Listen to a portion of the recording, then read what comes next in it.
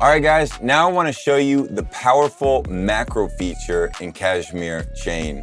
We're going to pull up a beat of mine and show you how I do effects over it that you would normally put on the master bus, maybe a group. But with the power of KSHMR Chain, you can apply it to each track individually, which is going to make it super easy to export stems and collaborate with people. Let's check it out.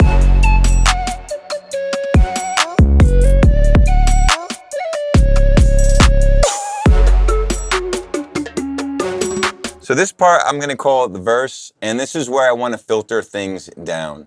For starters, I've put a follower on each of the main groups, and I've linked them all to group A. So the clap, the snare, the bass, the top drums, the lead, and the stabs, they all have a follower, and they're all attached to group A. So now down here we have a leader, and we've assigned that leader to group A. So any of the effects applied here to the leader are going to be transferred over to the other followers, right? There's not even anything on this leader track. Sometimes it's nice to have a track that is only the leader so you can remember what is handling all the effects, all the automation. So I actually make it a separate track here, and we're going to start adding some plugins. The first one I'm going to add is a filter, and I'm going to use Volcano 3 from FabFilter. And then let's just put a little bit of reverb, because why not? And let's do the Valhalla Vintage Verb. And now I'm going to have the macro feature in KSHMR Chain learn. So we are going to start with a low-pass filter. And what we want to learn here is the dry wet, the mix knob here. So we're going to tinker with that. After we click the learn button, it's going to appear automatically.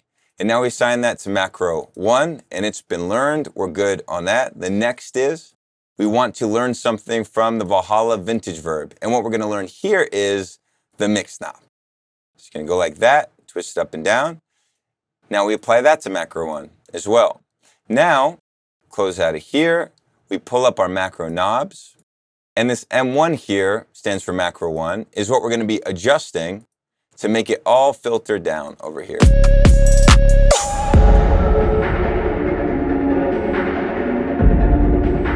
Now that's good, but that's a lot of reverb.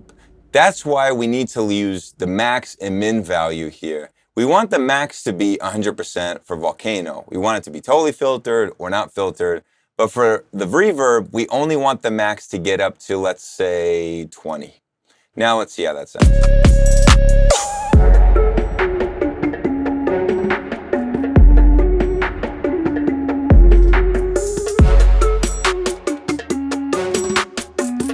So that creates a nice little filter down section, which we could have just done on the master, but by doing it this way, we can now export all of our stems, collaborate with people easily. And if we wanted to, we could even unlink some of these followers and have them do slight variations of the main effect that we've applied. So that is how we do some automation using the macros to make a filtered effect. Another super common effect is what? Buildup effect, right? Usually you're gonna do some filtering. In this case, there's a really fun plugin called Endless Smile. We're gonna open this up, go to, let's just pick one. I think I remember No Limit is good. Now some parameters and plugins aren't going to be read. So just to be safe, we're going to hit the sync button. The sync button makes sure that all of the followers are exactly an identical copy of the leader. This happens 95% of the time automatically, but by clicking the sync button, you ensure it happens 100% of the time.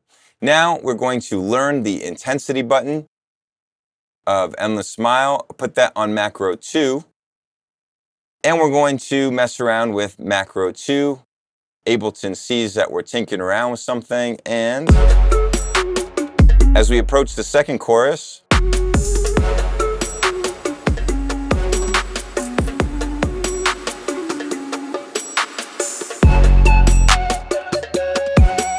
and now we have the exact same effect applied, except individually to all of our tracks, making stems a breeze, collaborating a breeze. That is how we do automation using KSHMR Chain.